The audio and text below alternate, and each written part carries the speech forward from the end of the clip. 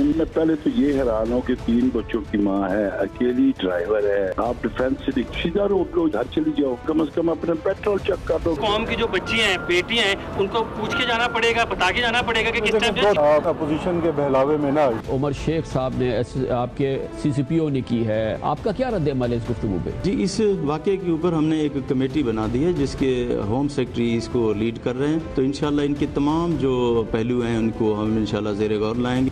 उसने ये सारा काम इसलिए किया है कि उसकी ओरिएंटेशन में फ्रांस था और मुआशरे वहाँ पे सिर्फ लॉ से नहीं महफूज, वहाँ इखलाकी कदरों से महफूज है। ये कोई कानून की खिलाफ वर्जी तो उन्होंने की नहीं है कि आप उनके खिलाफ कोई कानूनी कार्रवाई करेंगे, लेकिन वो कोई कानून की खिलाफ वर्जी नहीं है। आप किस कानून, उसके एक्शन किस बात के उस पर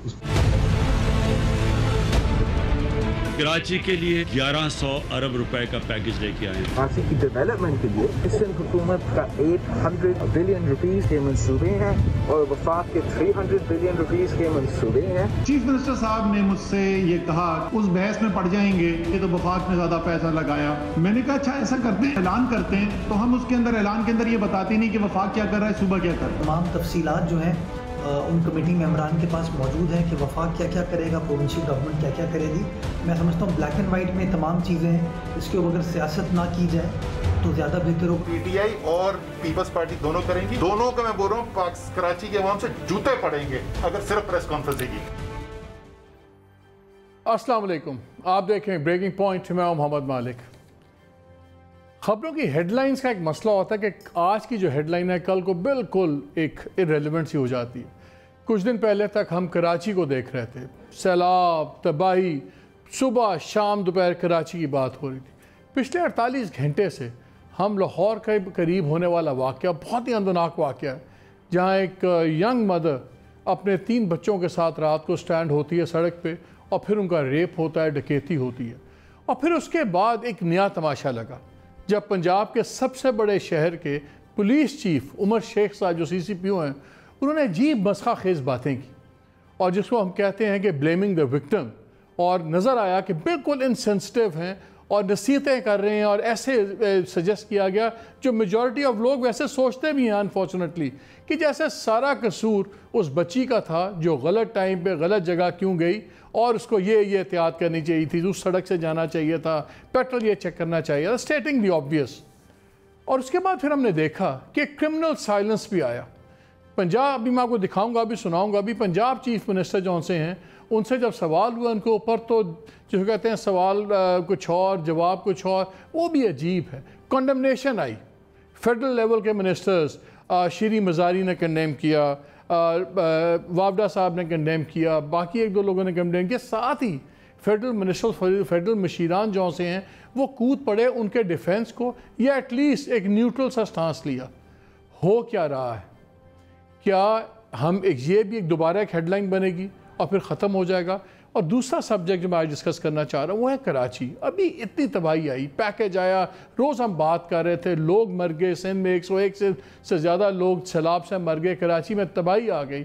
और ऐसा लगता था प्राइम मिनिस्टर फ्लाई करके गए, 1100 बिलियन का प्रोजेक्ट अनाउंस हुआ। आज बिलावल भुट्टो साहब ने बदीन में उड़ा के रख दिया है फेडरल गवर्नमेंट को। उन्होंने कहा इससे ज़्यादा करप्ट गवर्नमेंट कोई नहीं है। उन्होंने कहा इन्होंने हमारे 300 बिलियन से प्लस का हमारा NFC का फंड खा गए, हम इस्लामाबाद का रास्ता जानते हैं। लगता था तलवार म्यान से बाहर निकल आई है। क्या कराची का इशू और ये इशू दोनों 2 दिन के बाद, जिसको कहते हैं द डस्ट ऑफ टाइम, वो इस पर पड़ जाएगी और दोनों में कुछ नहीं होगा? ये 2-4-5 सवाल हैं, बड़े इंपॉर्टेंट हैं। और हमारे साथ I have a very intelligent man with me today. Asad Umar साहब हैं, federal minister for planning, development, special initiatives, और chairman cabinet committee on energy भी हैं, इसलिए मैंने उस पर भी बात करनी है, IPS वाला इशू। लेकिन मैं पहले बात शुरू करना चाहता हूँ असद पंजाब से। और मैं कल बड़ा परेशान हुआ, आप हामिद मीर के प्रोग्राम में थे और उन्होंने आपसे पूछा, इस पर कंडेम करने की जब बात हुई और ये सवाल पे आपने बड़ा एक फ्रैंकली एक बड़ा एम्बिगुअस सा जवाब दिया। पहले वो सुन लेते हैं, फिर मैं सवाल करता हूँ।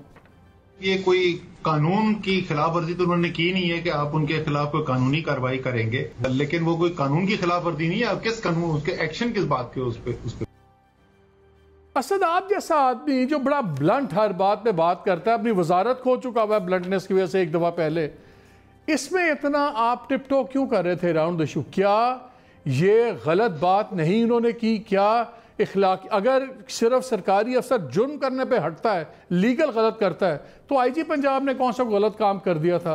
आपने कौन सा गलत काम कर दिया था कि आप चेंज हुए थे? चेंज तो बहुत सी चेंजेस होती है, अखलाकियात होती है, एक बात होती है। Why this tiptoeing around the issue? आपसे तो तवक्को नहीं थी। ये थैंक यू वेरी मच, आपने ये सवाल पूछा और ये जो भी आपने क्लिप सुनवाया, जब आप आधी चीज सुनते हैं ना तो उसके साथ यही होता है।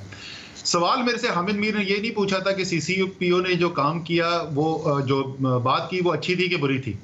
सवाल उन्होंने मुझसे ये पूछा कि शिरीन मजारी ने ट्वीट की है और शिरीन मजारी ने कंडेम किया है, तो क्या वजीर का काम ये होता है कि कंडेम करे? शिरीन मजारी ने ये क्यों नहीं कहा कि उसको पनिशमेंट मिलनी चाहिए थी? ये मेरे से सवाल पूछा गया था। मैं शिरीन मजारी को किसी के सामने अपने लिबरल क्रेडेंशियल्स, प्रोग्रेसिव, ह्यूमैन होने के, एक इंसान दोस्त होने की किसी की जरूरत नहीं, किसी के सर्टिफिकेट की। शिरीन मजारी को मैंने कहा कि बिल्कुल उसने दुरुस्त बात की थी, जो उसने गलत बात की है। और भाई उसी क्लिप के अंदर जरा आगे ये भी सुना देते कि मैंने भी कहा था कि जो उसने बात की है वो गलत बात की है। असल काम उसका ये, सॉरी मुझे थोड़ा सा मालिक टाइम देना पड़ेगा, इसको मैं जरा इशू को डिसाइड कर दूं। सबसे पहले तो हुआ क्या, असल इशू में सारी डिस्कशन ही खत्म हो गई है। हुआ क्या, असल सवाल तो ये पूछे जाने चाहिए कि क्या पंजाब के अंदर इस वक्त निजाम ऐसा क्यों है कि इतनी एक अंदोना चीज हो सकती है, इस धड़ल्ले से हो सकती है कि हाईवे के ऊपर ऐसा काम हो सकता है किसी भी पाकिस्तानी शहरी के साथ, खासतौर पर किसी खातून के साथ, उसके ऊपर डिस्कशन खत्म होगी, सारी डिस्कशन हो रही है इंटरव्यू में क्या कर रहे हैं। तो दूसरी चीज के ऊपर यह है, क्या उन्होंने सीसीपीओ साहब ने सही बात की? बिल्कुल नहीं की। और शायद सीसीपीओ साहब को इसका बैकग्राउंड भी नहीं पता। आप और मैं क्यों रिएक्ट करें, क्योंकि हमें इसका ग्लोबल पर्सपेक्टिव पता है। ये एक बड़ी पुरानी ट्रेडिशन है, ये सिर्फ पाकिस्तान की नहीं है। जैसे आपने बिल्कुल सही कहा, बदकिस्मती से पाकिस्तान के अंदर भी बहुत बड़ी तादाद, शायद मेजोरिटी इसी तरीके से सोचती हो, लेकिन ये सिर्फ पाकिस्तान की बात नहीं है। अमेरिका में ये होता है, कोई रेप का केस होता है तो सारा केस लड़ा जाता है attacking the character of the victim, कि विक्टिम को कहो शी आस्क्ड फॉर इट, या उसकी गलती थी, गलती उसकी थी। अब इन्होंने जो बातें की वो बातें बिल्कुल उसी नैरेटिव के साथ फिट हो गई। क्या उन्होंने गलत कहा? बिल्कुल गलत कहा, ये तो हम सब कह रहे हैं। लेकिन मैं माजरत के साथ, वफाकी वजीर का काम नहीं है कि टीवी के ऊपर बैठ के वो एक चैंपियन बने और वो ये ऐलानात दे के फलाने को फायर कर देना चाहिए कि किसको नहीं कर देना। भाई फायरिंग का सवाल भी नहीं पूछा गया, वो तो पनिशमेंट की बात कर रहे थे। पनिशमेंट का मैं पूछ रहा था भाई किस कानून के तहत? सुन लेना मेरी बात। तो वफाकी बशीर पे साथ खड़े होकर शहजाद अकबर क्यों उनके साथ एक प्रेस कॉन्फ्रेंस करवा रहे थे? सर इसका जवाब तो शहजादों के नाम, मैंने वो देखी प्रेस कॉन्फ्रेंस, फ्रैंकली मुझे तो ये अभी आपसे पता चला कि कोई ऐसा भी हुआ था। मेरा काम है पोजीशन लेना और बिल्कुल क्लियर पोजीशन लेना। वो between me and my prime minister and the cabinet पे मैं किस चीज पे क्या पोजीशन लेता हूं, ये आपको पता है। मैं कभी भी बाहर निकल के जो है वो फिर मैं बात नहीं करता। ये सवाल जो पूछा जा रहा था कि वो सारे वजीर जो है टीवी पे खड़े होके, I am sorry that would be wrong, गलत गवर्नेंस का तरीका है, ऐसे नहीं करना चाहिए। इशू के बारे में बिल्कुल क्लैरिटी है, कोई उसके अंदर दो राय नहीं है। आप वजीर तो अच्छा, मैं आखिरी चीज मैं इसमें ऐड कर दूं, मैं थोड़ा सा अपना जाती प्रोग्राम शुरू होने से पहले आपने कहा था और बड़ा अच्छा सवाल था कि आपके प्रोग्रेसिव कंडीशन, मैं सर सॉरी मैं थोड़ा सा ये जज्बाती है इशू और बड़ा मेरे लिए पर्सनली जज्बाती। मैं अपनी बीवी से बोल रहा था, मैंने अगर 8 साल 8.5 साल सियासत में कोई काम किया ना, इसका मुझे वाकई में फख्र है। आपको याद है ज़ैनब बच्ची का एक रेप हुआ था, और जो आप ये कह रहे थे हेडलाइन लगती है, उसके बाद बदलता कुछ नहीं है। मैं ऑपोजिशन का एमएनए था, मैं कानून लेके गया असेंबली के अंदर, आज वो पाकिस्तान का कानून है। मैं ज़ैनब अलर्ट बिल के नाम से लेके गया था, उसका नाम अब ज़ारा है। हुकूमत बदलने के बाद वो कानून आया। मेरी जिंदगी की जो एक सरमाया जो है ना, उसमें से एक ये है कि मोहम्मद अमीन जो ज़ैनब के वालिद साहब हैं, कसूर से उन्होंने मुझे बुलाया, उन्होंने कहा कि मैं बरसी उस दिन करूंगा जिस दिन आप आएंगे। उन्होंने डेट बदली मेरे लिए, और जो दुआएं मुझे उनसे, उस बाप से, उस दुखी बाप से मिली है ना, वो मेरी जिंदगी का सरमाया है। दूसरी चीज मैं आपको बता दूं, हैरासमेंट के खिलाफ एक कानून आया था आज से 10-12 साल पहले, मैं कॉर्पोरेट वर्ल्ड के अंदर था, उसके लिए एक इदारा बना इंप्लीमेंटेशन के लिए। उन्होंने मुझे अवार्ड दिया था कॉर्पोरेट वर्ल्ड के अंदर, पाकिस्तान की कॉर्पोरेट दुनिया के अंदर, ये हैरासमेंट के खिलाफ सिस्टम्स इंप्लीमेंट करने का। ये इशू मेरे ओपिनियन और मेरी स्ट्रैटेजी का नहीं है। असल सवाल जो मुझे सीसीपीओ से चाहिए, उन्होंने जो बात की तो गलत की, उसमें कोई शक नहीं है, लेकिन उससे कहीं ज्यादा इंपॉर्टेंट है क्या वो लोगों को महफूज कर पाएंगे? क्या इन लोगों को पकड़ सकेंगे और उनको सजा दिलवा सकेंगे? और सीसीपीओ साहब के लिए माजरत के साथ ये अर्ज है कि कोई 12 बजे और 5 बजे 7 बजे सुबह के दरमियान ये नहीं हो सकता कि आपको हिफाजत ना प्रोवाइड करें, और ना ये हो सकता कि जीटी रोड पे हम करेंगे और मोटरवे पे नहीं करेंगे। आपका सीसीपीओ साहब ये बातें करने का नहीं है, आप काम करें, डिलीवरी करें, लोगों को पकड़ के दिखाएं, हम आपको बोलेंगे कि ये बहुत अच्छा पुलिस अफसर है। असद बात यह है कि मैं आपसे इसलिए पूछ रहा हूं कि यह बात वफाक या सूबे की बात नहीं है, जिसको आपने शुरू में कहा है कि इट डजंट बिहोव कि फेडरल मिनिस्टर बात करे। आप एक पाकिस्तानी भी हैं, सबसे पहले आप एक पाकिस्तानी हैं। एक पाकिस्तानी के तौर पे क्या आप समझते हैं कि एक ऐसा शख्स जो इतना जेंडर इनसेंसिटिव हो, जिसको ये बेसिक्स ना पता हो, वो पाकिस्तान के सबसे बड़े सूबे के आबादी के लिहाज से सबसे बड़े शहर का पुलिस चीफ हो, उसके जिसके कॉन्सेप्ट ही क्लियर नहीं है? सर मैं फेडरल और प्रोविंशियल की गैप की नहीं बात कर रहा था, मैं ये कह रहा था कि अगर मैं हुकूमत का हिस्सा हूं, अगर मैंने अपनी हुकूमत के फैसलों पर असरअंदाज होना है, मेरे पास मौका मौजूद है, मैं काबीना के अंदर मौजूद हूं, मैं टीवी के जरिए अपने वजीर आजम को नहीं पैगाम पहुंचाऊंगा कि मेरे ख्याल में क्या उनको करना चाहिए। मेरा उनके साथ बराह रास्त ताल्लुक है, जो मैंने मशवरा उनको देना है, जो मैंने पोजीशन लेनी है, वो मैं उनके साथ देता हूं। और आज तक वजीर आजम हमारा है जमहूर पसंद, उसके सामने कोई डरता भी नहीं है पोजीशन लेने के लिए। वो जो मैंने करना है वो उनके साथ करना है, ये वजीरों का काम नहीं है टीवी पर आके, ये ऑपोजिशन का काम होता है। बिल्कुल ठीक है, टीवी क्योंकि इस पे इन सीसीपीओ जब लगे थे तो पहले इन पे बातें चल रही थी कि जी इनको लाया गया है for a specific political which hunting के लिए। और जब हम रवैया देख रहे हैं, मैं भी आपको एक क्लिप सुनाना चाहता हूँ, शायद आपने ना देखा हो। ये प्रोग्राम में थे, कामरान खान के प्रोग्राम में, चीफ मिनिस्टर पंजाब। तो सवाल किया कामरान ने और 3 दफ़ा बार बार उनसे पूछा कि क्या आप कंडेम करते हैं इस चीज़ को और क्या आप एक्शन होगा अपने सीसीपीओ के ऊपर। सवाल बार बार ये हो रहा था, जरा सीएम के जवाब देख लें आप। उमर शेख साहब ने आपके सीसीपीओ ने की है, आपका क्या रद्द-ए-अमल है इस गुफ्तगू पे?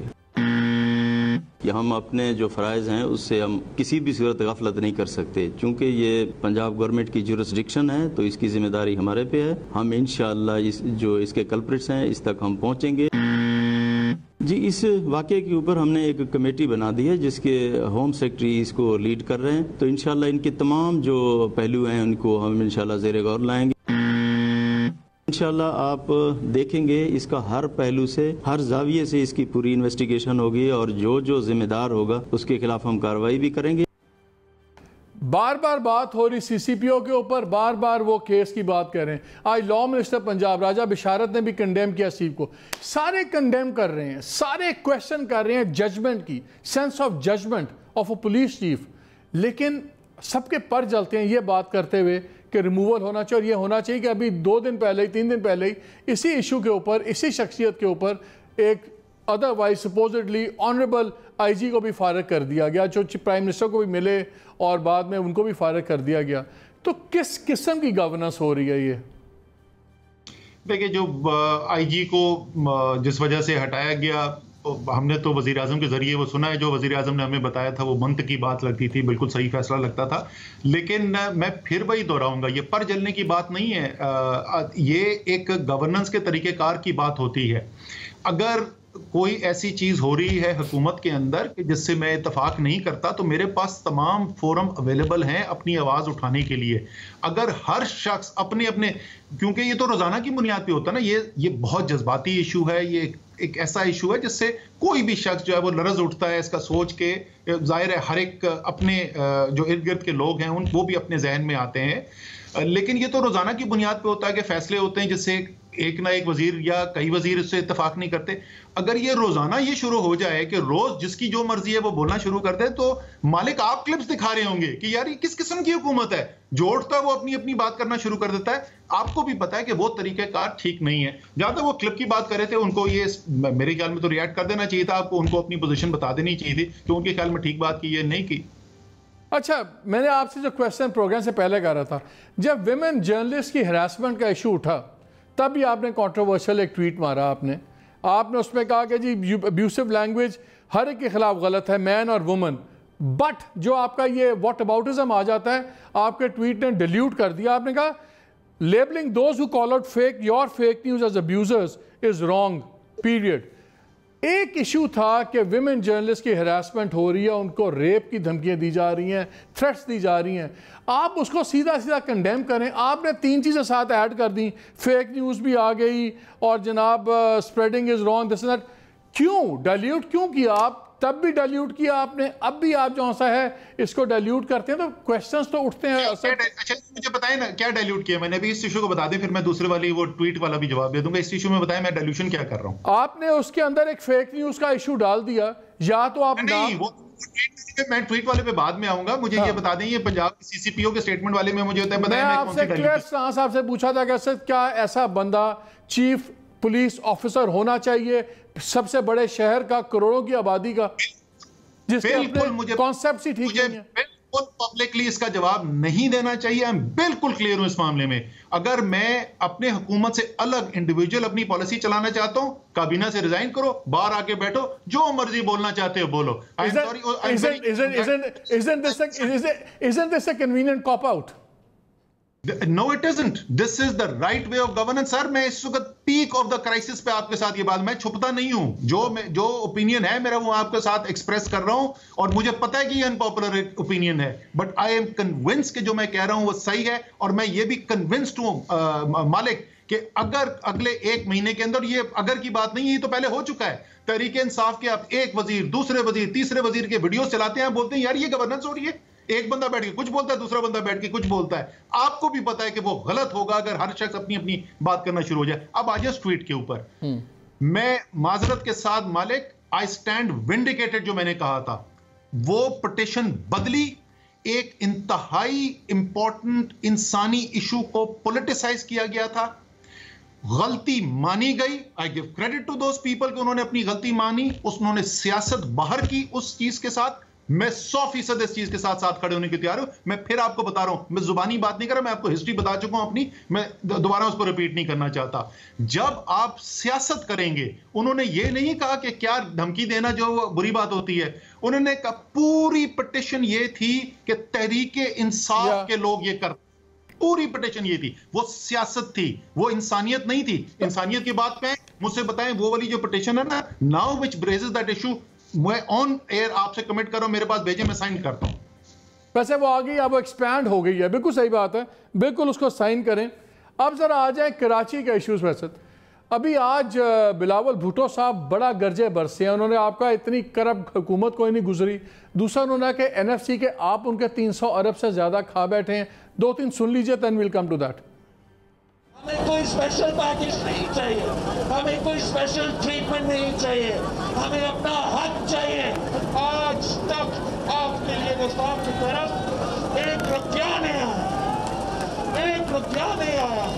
वजीर के अवाम को उनका हक देना पड़ेगा, वरना हम इस्लामाबाद का रास्ता जानते हैं और आप पहुंच के आपसे ठीक करें।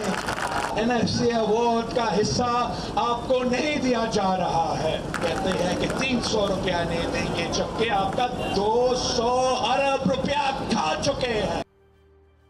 वो कहते हैं 116 अरब एक खाया, 200 अरब एक खाया, फिर आप लोगों ने कहा 1100 अरब का हमने पैकेज लाए हैं कराची में। खुद आपकी मिनिस्ट्री कहती है कि 600 अरब का हम कर रहे हैं। ताकि ये दोनों कन्फ्यूजन क्लियर करें, कितने पैसे एक्चुअली हैं। और दूसरा जो ये कह रहे हैं बार बार कि 300 अरब रुपया फेडरल गवर्नमेंट खा गई है सिंध का, इसमें कितनी हकीकत है? सर उसमें तो हमने कभी भी नहीं कहा था कि 1100 अरब रुपए का हम कर रहे हैं। हमने कहा था 1100 अरब रुपए का मुश्तरका तौर पर सिंध हुकूमत और वफाकी हुकूमत कर रही है, और वो उसके बाद हमने एग्जैक्ट कौन सा मंसूबा वफाक कर रही है, उसकी कितनी लागत आती है। 611 अरब रुपए वो बनते थे जो वफाक की तरफ से हमने दिए थे, वो तो एक एक मंसूबा हम आपको बता चुके हैं, तो उसमें तो कोई कंफ्यूजन नहीं है, वो पहले दिन से है। लेकिन मेरा सवाल है इसके ऊपर, और मैं ये ऑन एयर कर रहा हूँ ये सवाल चीफ मिनिस्टर सिंध से। हमने ये आइडिया दिया था, मेरा आइडिया था कि ये बाद में बहुत इबाहम होगा, ऐसा करते हैं दस्तखत करते हैं और रिलीज कर देते हैं पूरा पैकेज। क्यों अपोजिशन की थी उसकी? मैं आज दोबारा ऑफर करता हूं, आए साथ बैठे, 7 दस्तखत करते हैं एक एक पेज के ऊपर, वफाकी नुमाइंदे भी उस कमेटी के अंदर जो है और सिंध हुकूमत के नुमाइंदे भी, और कल बैठिए हमारे साथ, दस्तखत करें और आवाम के सामने रिलीज कर दें। ओपन और ऑफर है, ऑन एयर ऑफर कर रहा हूं। अगर हम जो बात गलत कर रहे हैं तो आपको पता चल जाएगा। वो जो स्टेटमेंट प्लानिंग मिनिस्ट्री की इशू हुई थी ना, वो मिनिस्ट्री की स्टेटमेंट सामने रख दीजिएगा और वो जो दस्तखत शुदा जिसकी मैं ओपन ऑफर कर रहा हूं वो सामने रख लीजिएगा। अगर उसमें कोई फर्क हो तो मुझसे आप ऑन एयर पकड़ लीजिएगा मुझे उसके बाद। अब आ जाए इसके ऊपर बिलावल की बात के ऊपर। एक तो वो छोटा सा जज्बाती बच्चा है, उसको मुझे बोलते हुए दिल से अच्छा भी नहीं लगता कि उसको कोई ज्यादा बोलते हुए। उसने लास्ट ईयर कहा था मैं 1 लात मारूंगा और हुकूमत गिरा दूंगा। आजकल मैं देख रहा हूँ कि वो बेचारा पैर के ऊपर कोई प्लस्तर बांध के फिर रहा है। शायद लात मारने की कोशिश की थी, हुकूमत तो नहीं गिरी, अपना पैर तोड़ा लिया। देखें ये बैठ के आप हवा से नंबर निकाल के और खा गए और ये हो गया इसी मीटिंग के अंदर। और ये जो दोगलापन है ना सियासत का, ये इस वक्त बड़ा जबरदस्त चीज हो रही है। चीफ मिनिस्टर सिंध बैठे हमारे साथ मीटिंग के अंदर, उसी मीटिंग के जिस दिन ये अनाउंसमेंट हुई ना, उस अनाउंसमेंट से पहले हम जिस कमरे में बैठे थे, जब उसके बाद साथ बैठ के prime minister chief minister announcement हुई है, तो उन्होंने कहा कि जी ये सिंध के अंदरूनी जो अजला हैं उनमें कुछ जो हैं वो बारिश से और सैलाब से इफेक्ट हो रहे हैं। सैलाब ज़दगान जो हैं वो मुश्किल के अंदर हैं और ये हम जो है हमने डैमेज असेसमेंट किया, उन्होंने जुबानी कुछ बताया। तो प्राइम मिनिस्टर ने कहा बिल्कुल वफाक जो है इसके अंदर आपकी मदद करने के लिए तैयार होगी। NDMA के चेयरमैन जो हैं जनरल अफजल, उन्होंने कहा कि आप भी डैमेज असेसमेंट के लिए फौरी तौर के उसके ऊपर काम करें। इमीडिएट रिलीफ के अंदर बदीन के अंदर जो है पाकिस्तान नेवी के जरिए और NDMA के जरिए ब्रीच जो हुए थे हमने क्लोज भी करवाए।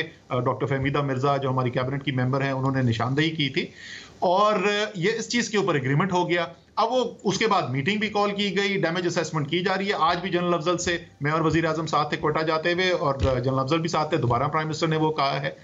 बिलावल साहब खड़े होके कहते हैं हमें कुछ चाहिए नहीं और हम पता नहीं क्या लात मार देंगे और वहां पहुंच जाएंगे इस्लामाबाद। तो ये डबल स्टैंडर्ड जो है ना, कमरे के अंदर एक बात, कमरे के बाहर कुछ और बात में भी अब ये करना चाहिए, कैमरे ले जाने चाहिए। हर दफा हम इनके साथ मीटिंग करें तो लाइव कैमरास के ऊपर मीटिंग हो, ताकि ये किस्सा ही खत्म हो कि किसने क्या कहा था। वो नहीं, उनको गुस्सा इस बात का है कि वो इंफॉर्मेशनली फराज साहब का कहीं बयान चला था कि हमने सिंध गवर्नमेंट को पैसे नहीं देने, ये पैसे चुरा लेते हैं, इन्वेस्ट वो खाए जाते हैं करप्शन में। उसके बाद वो शायद उनका रिएक्शन आया।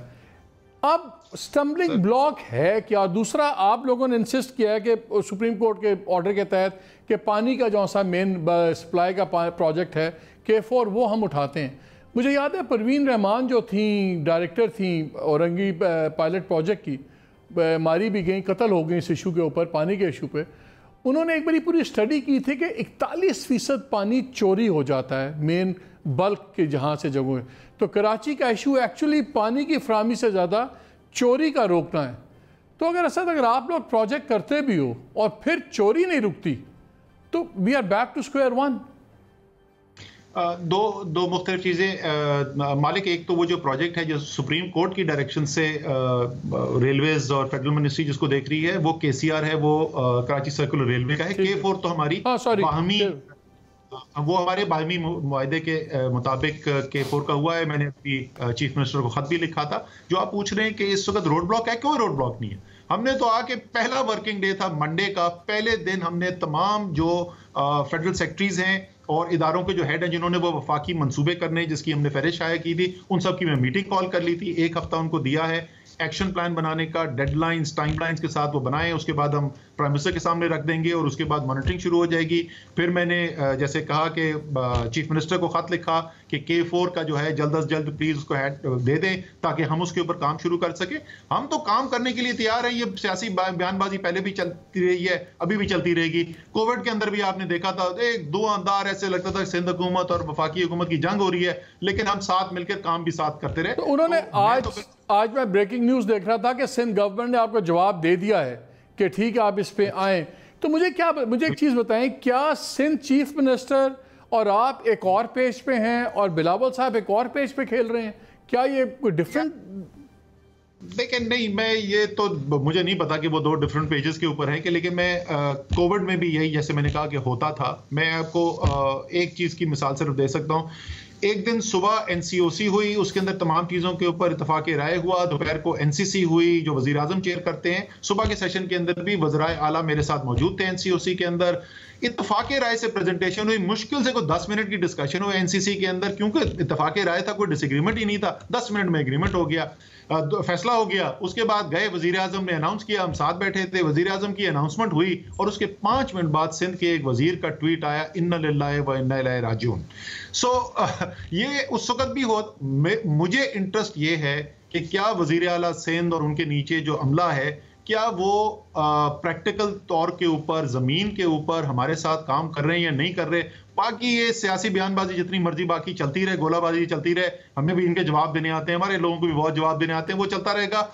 अभी तक कोई वजह नहीं है कि मैं शक करूं कि सिंध हुकूमत जो है वो काम करने को तैयार नहीं है। और बिल्कुल आपने सही कहा कि आज उसका चीफ मिनिस्टर ने उसका जवाब भी दिया है, बिल्कुल ज़बरदस्त है, बेहतरीन, साथ बैठेंगे, काम करेंगे, जो डिसएग्रीमेंट होगा बहस करेंगे, उसके ऊपर भी इंशाल्लाह कोई एग्रीमेंट कर लेंगे।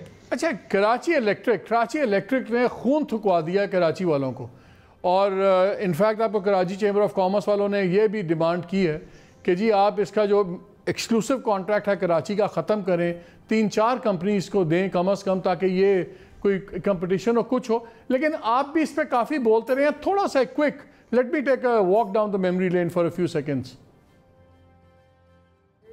कराची में कोई भी गैर एलानिया लोड शेडिंग नहीं होगी। 15 साल से के इलेक्ट्रिक चल रहा था, हमारी हुकूमत आने से पहले मसला हमने हल करना है, वो जिम्मेदारी वफाक की है, उस जिम्मेदारी से हम पीछे नहीं हटेंगे। वो हम टेक ओवर करके करते हैं, हम इनसे काम करवा के करते हैं, वो हमारी जिम्मेदारी। हमारे पास अब ये सूरत हाल पैदा हो गई है कि अब संजीदगी से एक ऑप्शन ये भी देखना पड़ेगा कि क्या इसी इंतज़ामिया को, इसी जो यही मालिकान जो है जो के इलेक्ट्रिक चला रहे हैं, क्या इनके पास ये इख्तियार रहना भी चाहिए या ये हुकूमत को जिम्मेदारी खुद लेनी पड़ेगी। कराची इलेक्ट्रिक प्राइवेटाइज किया गया है, कराची प्राइवेटाइज नहीं किया गया।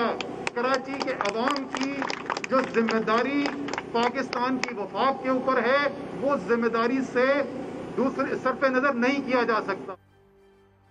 अच्छा, ये काफ़ी कुछ इशू हुआ है। अब मुझे बताएं, कराची इलेक्ट्रिक इतनी अनटचेबल क्यों है? तब आपने 2 दिन का इक़दार कीजिए, 2 दिन में ये हो जाएगा, कुछ भी हमें नज़र नहीं आता होते हुए। पहले तो बता दें कि क्या मसल है, अनटचेबल है, क्या इशू है? पहली बात तो ये सही नहीं है कि कुछ भी नहीं होता, खैर उस बहस में नहीं पड़ते, वो छोटी चीज़ है। अनटचेबल की बात नहीं है।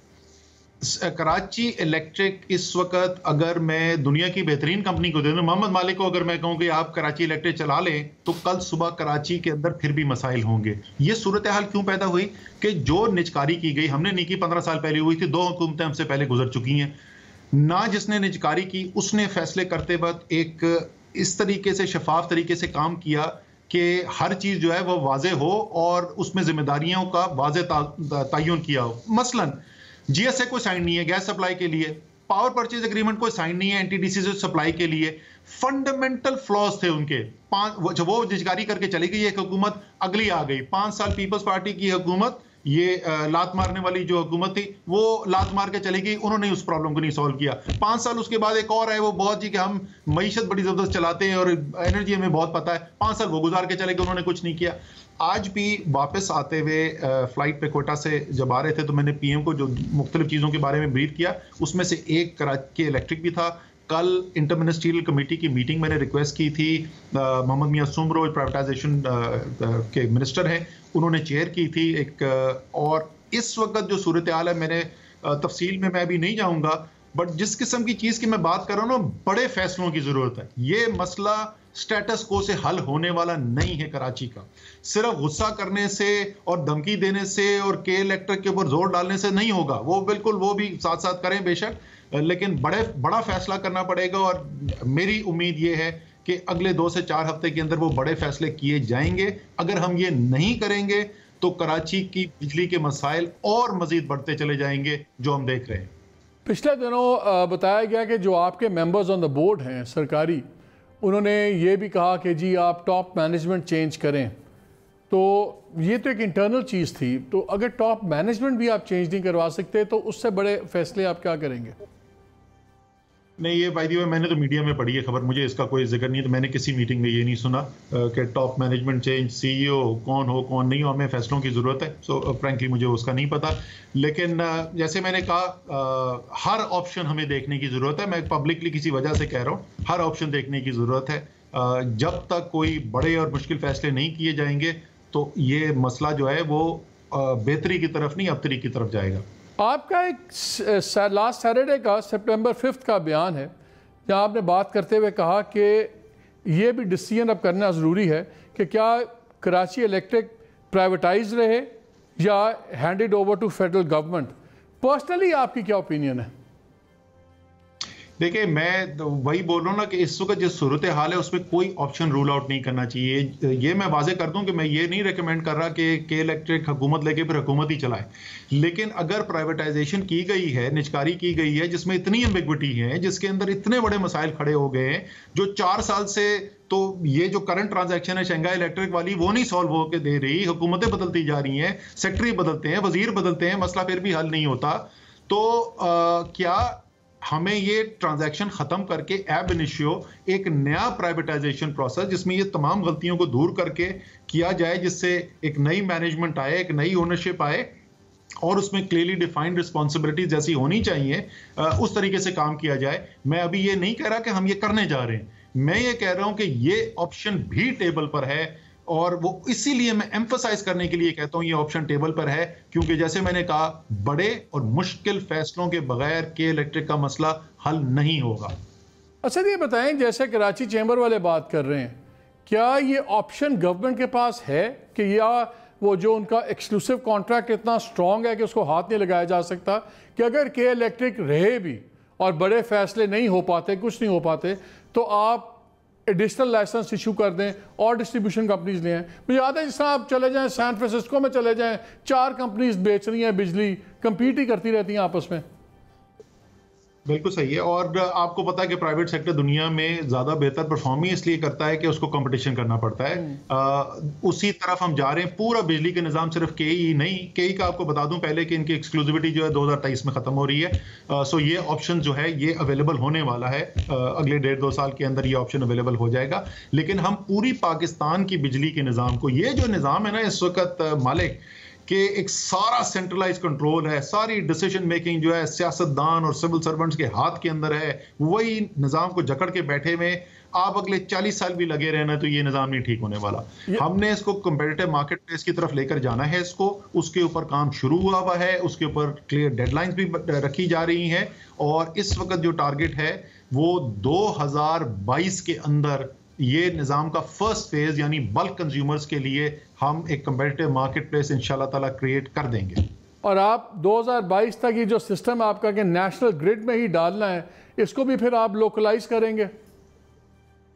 जी, उसके अंदर भी देखें वो व्हीलिंग का, अब पता नहीं 5 साल 6 साल से फैसला हुआ है, लेकिन व्हीलिंग प्रैक्टिकली हो ही नहीं रही। यही तो मैं बोलूं ना, मुश्किल फैसले कोई नहीं करते। उसकी स्टैंडर्ड कॉस्ट का इशू है। पेहोर का प्रोजेक्ट था केपी के अंदर, हम उस वक्त हमारी हुकूमत ही केपी में बिजली के मामलात में मैं कोशिश करता था हेल्प करने की। 5 साल हम लड़ती रहे, गुजर गए। उसके बाद अब जाके पेहोर की व्हीलिंग का जो है वो फाइनली हुआ है। अभी भी बहुत सारे इंडस्ट्रियलिस्ट हैं जो व्हीलिंग करना चाहते हैं और ये तमाम चीजें जो हैं इस वक्त हमारी CCOE के एजेंडा के ऊपर हैं। कुछ बड़े बड़े फैसले हमने करने भी शुरू कर दिए हैं। आपने अखबार में पढ़ा भी होगा कि जो रेट्स ऑफ रिटर्न्स थे वो सिर्फ IPPs के नहीं, इनफैक्ट IPPs की तो छोटी कंट्रीब्यूशन, असल जो बड़ी कंट्रीब्यूशन है वो गवर्नमेंट ओन प्लांट्स जो हैं, वापडा के जो प्लांट्स हैं, जो हमारे दूसरे जो प्लांट्स हैं LNG के ऊपर जो है, इन सब के ऊपर हमने रेट्स ऑफ रिटर्न कम कर दिए हैं। और इसी तरीके से हर हफ्ते और भी हमने फैसले किए हैं। मस्ट रन की जो है वो रिविजिट करें, भाई क्यों मस्ट रन होना चाहिए, इकोनॉमिक मेरिट के ऊपर डिस्पैच करो, एटसेट्रा एटसेट्रा। ये तमाम फैसलों के ऊपर हम काम कर रहे हैं। इंशाल्लाह ताला तकरीबन 2 हफ्ते के अंदर शायद हम इसके ऊपर एक प्रेस कॉन्फ्रेंस भी करें और पूरा आपको जाने हमारा प्लान क्या है, उसमें से क्या कर चुके हैं और आगे क्या करने जा रहे हैं वो पूरा आपको बताएंगे। अच्छा, आपने अभी बात की है IPPs की भी। IPP से ही मेरे आपके 2 सवाल हैं। I need to take a quick short break नाज़रीन, फिर वापस आते हैं और IPPs बड़ा सेंसिटिव सब्जेक्ट है, उस पर पूछते हैं असद से। Stay with us.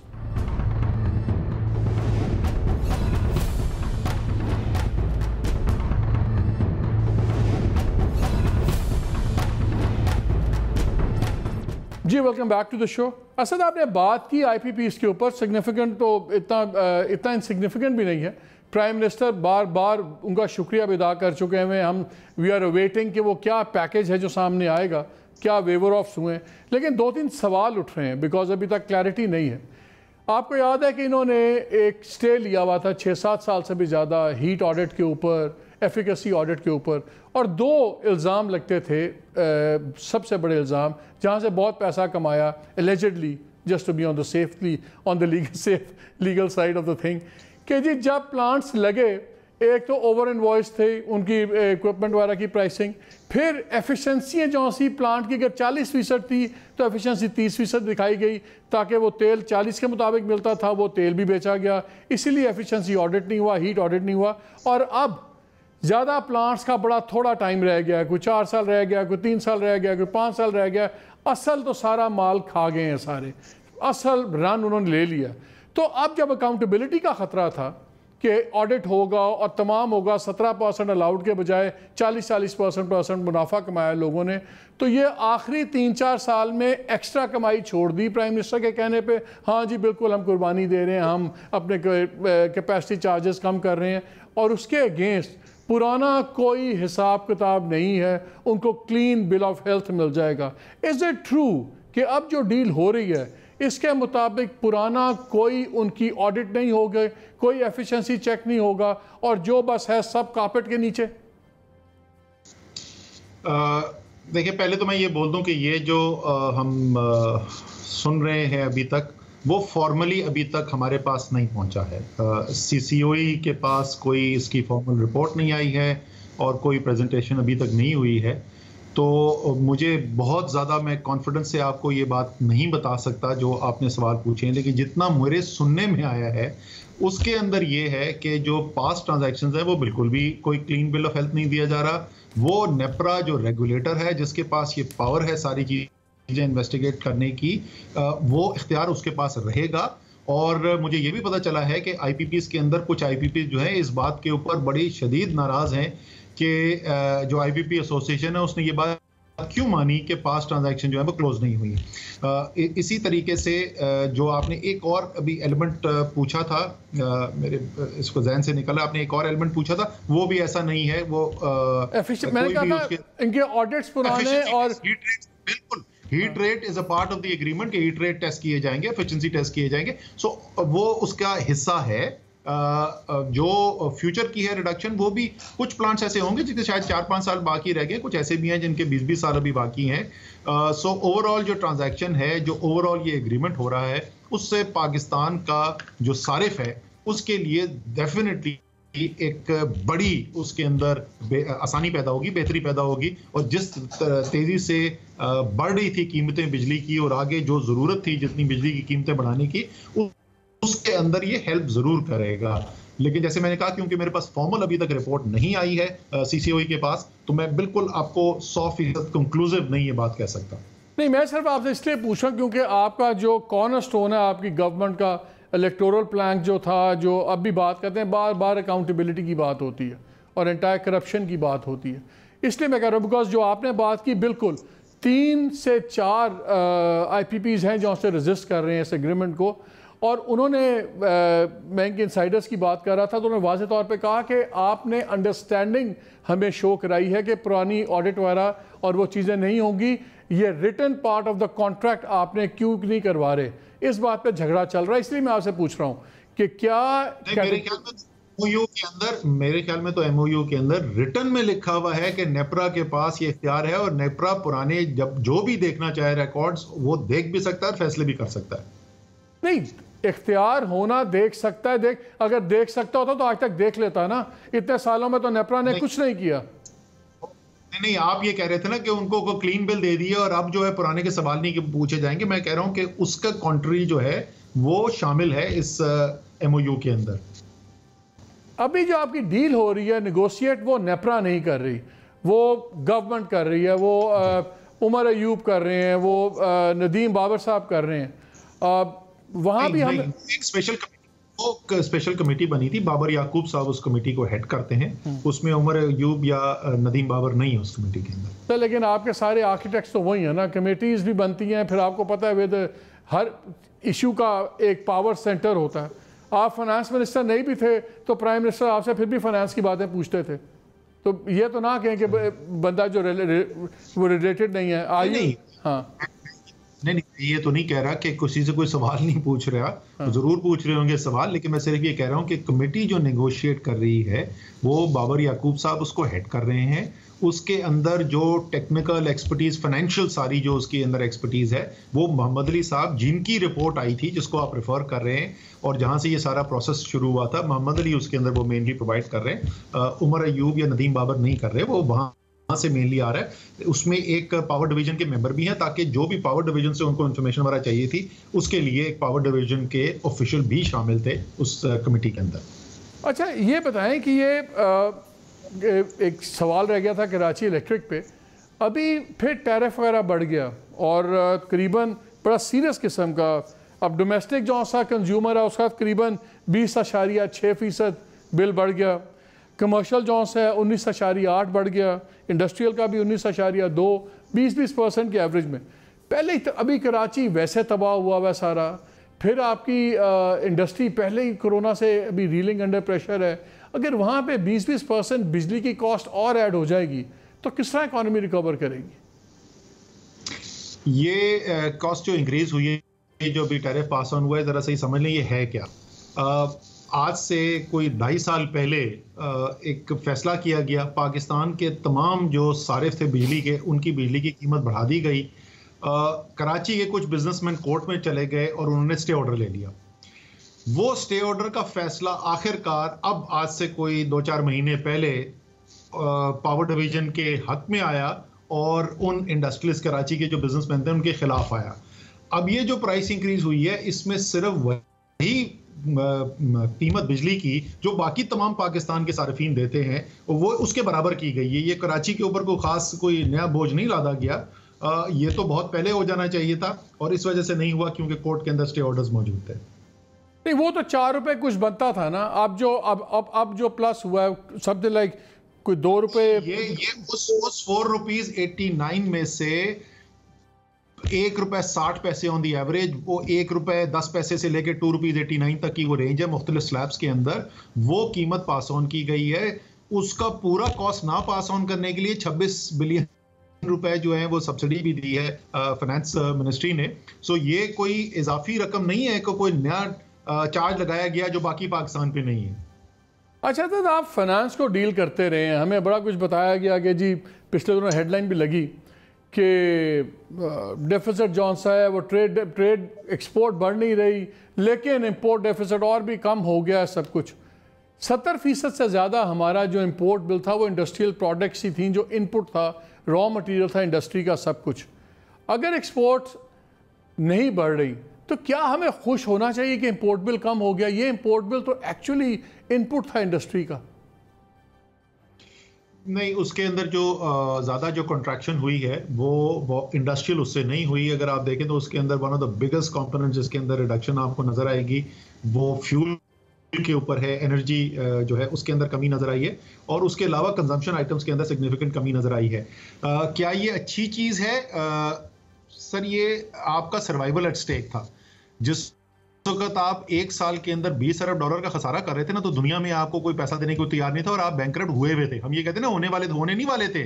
State bank of Pakistan से पूछें, उन बिजनेसमैन से पूछें जिनकी डिविडेंड्स बाहर जाने की रुकी हुई थी, जिनकी एलसीज के ऊपर पेमेंट्स रुकी हुई थी, जिनकी टेक्निकल फीस की पेमेंट्स रुकी हुई थी। स्टेट बैंक ऑफ पाकिस्तान रोजाना की बुनियाद पर डिफॉल्ट कर रहा था अपनी बाइंडिंग कमिटमेंट्स को, बिकॉज पैसा ही कोई नहीं बचा हुआ था। ये सूरत हाल थी।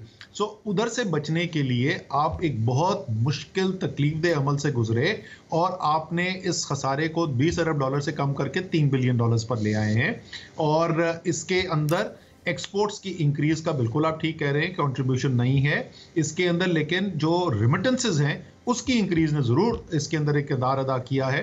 तकरीबन $3.5 बिलियन की रिमिटेंसेस इंक्रीज हुई है पिछले 2 साल के अंदर, लेकिन ज्यादातर जो है वो इंपोर्ट श्रिंकेज से हुआ है। ये उसकी वजह से इकोनॉमी के अंदर मुश्किल भी देखी गई है, लेकिन ये नागुज़ीर था। अगर आप ये ना करते तो आपका तो सर्वाइवल खत्म हुआ हुआ था। अच्छा, आपने अभी बड़ा एक स्ट्रॉन्ग बयान दिया। आपने कहा यार अगर आप किसी ने सियासत की ना कराची में तो पीपल्स पार्टी हो या पीटीआई हो तो हमें जूते पड़ेंगे, लोग जूते मारेंगे अगर सियासत की कराची में। हमने कराची में देखा कि पहले दोनों साइड्स बैठने पर तैयार नहीं थी। आला फौजी अफसर जाते हैं, बिठाते हैं दोनों को, थोड़ा सा किबला दुरुस्त होता है और फिर मुलाकातें शुरू हो जाती हैं। प्राइम मिनिस्टर जाते हैं, उससे पहले chief of the army staff भी जाते हैं और वो वहाँ पे पब्लिकली कहते हैं जी 3 साल में सब ठीक हो जाएगा और एंड ऑल दैट। और फिर जो कमेटीज़ बन रही हैं उनमें भी सीनियर अफसरान शामिल हैं। फिर उसके बाद हम देखते हैं कि सडनली आउटबर्स्ट बिलावल भुट्टो का भी, इधर से भी सख्त स्टेटमेंट्स। क्या वो जौसी एक फ़िज़ा बनाई गई थी फ़ौज की इंटरवेंशन से, क्या वो फ़िज़ा अब कायम करने के लिए दोबारा खाकी इन्वॉल्वमेंट होगी कि आप लोग आपस में बैठ के सॉर्ट आउट कर लेंगे? देखिए, वो जैसे मैंने पहले कहा कि ये फॉर्मूला जो है कि तमाम रियासत के सुतून जो हैं वो सब अपनी अपनी सलाहियत डालें पाकिस्तान के मुश्किल चैलेंजेस को पूरा करने के लिए, ये तो मंतकी बात है। ये एक अजीबो गरीब ही वो hangover of the previous era जहां सब जो है वो एक मिलिट्री डिक्टेटरशिप के साथ लड़ते रहे। मैं भी काली पट्टियां पहन के मुशर्रफ साहब के वक्त में लॉयर्स मूवमेंट का हिस्सा सड़कों पे चलता था। वो वक्त गुजर गया। इस वक्त पाकिस्तान के अंदर जमहूरियत है, परफेक्ट है नहीं है, लेकिन है, जमहूरी निज़ाम है।